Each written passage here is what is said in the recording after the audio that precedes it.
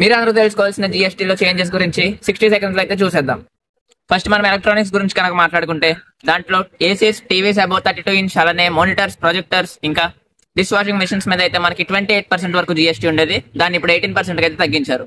ఇంకా ఆటోమొబైల్స్ గురించి చూసుకున్నట్లయితే పెట్రోల్ వెహికల్స్ అండర్ 1200 సీసీ, అలానే డీజిల్ వెహికల్స్ 1500 సీసీ లోపు ఉన్నట్లయితే మనకి అది 28% వరకు జిఎస్టీ కవర్ అయ్యేది. ఇప్పుడు 18% తీసుకొచ్చారు. ఇంకా లగ్జరీ బ్రాండ్ కార్స్ అయితే మనకి 48% నుంచి 40% అయితే తగ్గించారు. ఇంకా daily essentials like hair oil, shampoo, toothbrush, butter, ghee, cheese ఇలాంటివన్నీ అయితే మనకి 5% గా వచ్చేస్తున్నాయి. ఇంతకు ముందు 18 or 12% అయితే ఉండేవి.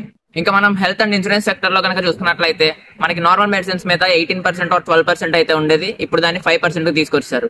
ఇంకా మనకి హెల్త్ అండ్ లైఫ్ ఇన్సూరెన్స్ మీద, అలానే 36 లైఫ్ సేవింగ్ మెడిసిన్స్ మీద అయితే మనకి జిఎస్టీనే తీసేశారు.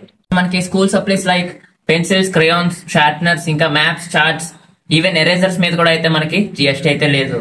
ఇంకా మనకి లగ్జరీ అండ్ చిన్న ఐటమ్స్ అంటే లగ్జరీ కార్స్ కానీ, ఏరేటెడ్ డ్రింక్స్ కానీ, లేదా tobacco products or sporting events like IPL అయితే మనకి జిఎస్టీని అయితే ఇంక్రీజ్ చేశారు. ఇంతకు ముందు మనకి ఇది 28% ఉండేది, ఇప్పుడు మనకి 40% చేశారు.